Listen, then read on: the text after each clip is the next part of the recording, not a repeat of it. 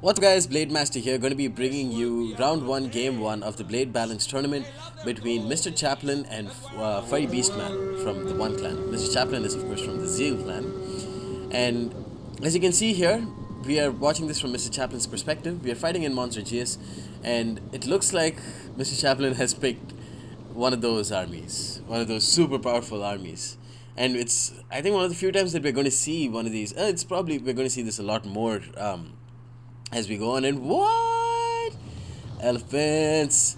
We're going to see one of these armies more often as we proceed later into the tournament. But it is Boyai. Enough of teasing. It's Boyai versus Egypt, and Boyai is a very powerful faction for someone to use it literally in the first round, which means, I mean, Mr. Chaplin won't have access to Boyai if he does win this game.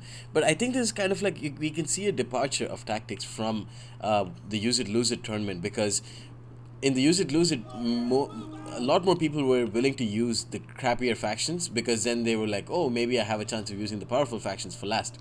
And true, that is a very valid tactic, but there's another thing to that, in that if you use a poor faction and lose, you basically have no chance of getting this $50, that sweet cash, that $50 cash prize to the winner. So in that sense, might as well, win for sure in your first game and have a chance to proceed on to the next stages of the tournament, rather than lose immediately. So we can see a total of 8 melee infantry units brought by Furrybeastman. We can see 3 sword followers, a naked warrior, and 3 oathsworn. That's 6, 7, 1, 2, 3, 4, 5, 6, 7. And maybe there's a fourth one right there, which is another sword follower on the left flank. We have 2 Celtic bowmen, I believe. No, 2 Celtic slingers. And let's pause this a little. Let's put this in slow motion. We have a total of 4 heavy horse. We have 3 levy free, 2 on the right flank, 1 on the left flank. This left flank seems a bit weak. Right flank is much closer to sword follower and oathsworn support. Sword follower and oathsworn support. And for on the other hand, for Furrybeastman, he has a pretty powerful. It matches. So he's got a more. Mr. Chaplain has a strong right flank to match the strong left flank brought by Furrybeastman. He's got 2 Egyptian cavalry, an African Royal Fence general. He's got 2 or 3 thorax swordsmen, a royal peltis. He's got some pikemen, 2 or 3 pikemen, along with some Galatian swordsmen to support, and a couple of Nubian bowmen. A total of 3, 2 in the center, 1 on the right flank, and we can see 2 more Egyptian cavalry. Very nice Egyptian build against a pretty powerful Boyai build. I think it's all going to come down to the pikes and how they're used. And if the pikes are not used optimally, then the sword followers and oathsworn will just crash to the center and destroy them. But if they can, this is a very decent build actually. If they can support, then the pikes will. If the pikes do well, then Furrybeastman's won this. Naked Warrior is already taking damage from the Nubian bowmen and the pikemen, not in formation attack. He's waiting for formation attack to be put, and sword followers are going to gang up on the pikemen who still don't have formation attack turned on. They've taken a lot of precursor volleys from the sword followers, and pikemen still haven't used pike phalanx. Sorry. Egyptian cavalry charged into Levy Freeman, destroyed them, fighting against heavy horse. This Egyptian cavalry pulling away from Levy Free. They took 6 casualties because they have low armor, and the Levy Free threw their precursor javelins, presumably, and the heavy horse coming into support now. Heavy horse have been slightly nerfed. You can see their health at 85 is lower than the regular health of 90. But here, the thorax swordsman killing off the sword followers. Here, this Galatian swordsman dying very badly to an oathsworn. Pikeman still not in pike phalanx, and this pikeman is so rip. It's rip. It's Furrybeastman, come on, come on. This is super high level play that we're seeing right here.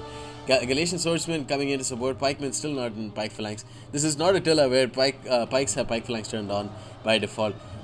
Here the African Royal Elephants fighting up against oathsworn in the woods, which means that their charge is kind of interrupted.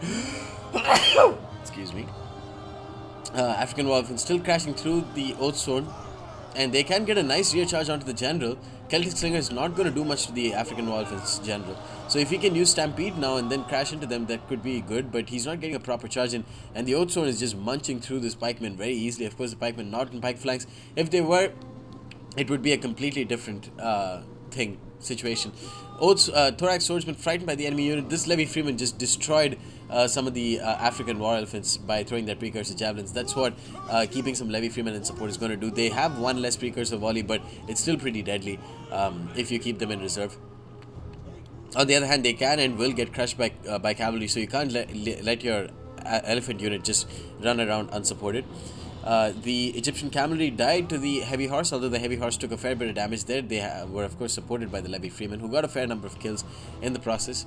Pikemen basically dead, and this African Royal Fist general did get a double experience chevron, 164 kills, but it's over. So many javelins onto that one elephant unit. That needs to be the theme of this. That needs to be the screenshot. Holy shit! Wow, poor elephant. Poor elephant. I need to take a screenshot of this, but how? How exactly? I need to get the right angle. Yeah, there's a Levy Freeman right here, and there's an African Royal Elephant right there. Perfect. So, very easy victory for Mr. Chaplain, when it definitely couldn't have been if the Pike Phalanx was turned on. This is the sort of high-level play that I've come to love and appreciate in the Blade Balance tournament so far. Just kidding. Come on, Furrybeastman. Oh man, Furrybeastman lost the hell out of this one by forgetting the most important thing about pikes. It's okay. It's happened to me before too. Royal Pelt is here, going to do very well against a depleted Oathsworn at 48 men. Going to kill them off. Celtic skirmish slingers. Maybe they got this single XP chevron by getting a random shot onto an elephant and killing it off. Thorax swordsmen haven't done much. Going to lose to the sword followers in that isolated engagement. Nubian bowmen have done pretty well actually by killing off a lot of the naked warriors. Naked warriors can be pretty powerful, but pikemen, so can pikemen if you just use them in the right situation, and for the pikemen, if you use pike phalanx, please. Furrybeastman, please. Levy Freeman coming in, and they're going to get chopped down by the Galatian swordsmen very easily and very quickly. Galatian swordsmen, pretty decent unit, I think. I like them.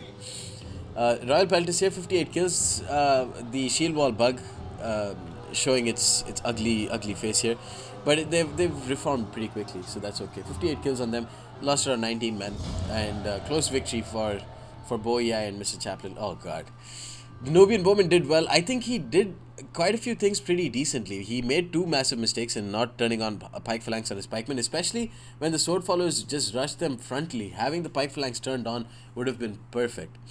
They could have killed off a lot of the sword followers, and for the most part you can see that some of the sword followers who were engaged with the others didn't really do much. With the help of the Galatian swordsmen, I guess, and the Thorax swordsmen, they killed them off pretty easily. The Egyptian cavalry, two of them didn't do well. Two of them did okay, killing off some of the Levy Freemen. That's why I think bringing maybe a couple of Egyptian infantry would be pretty nice with Egypt. Or bringing some of the dedicated anti-cavalry spear units and the Kushite shield women would be pretty nice, instead of bringing something like a Galatian swordsman, because you can see two of the Galatian swordsmen didn't do well, and at the end of the day they are pretty expensive low tier infantry.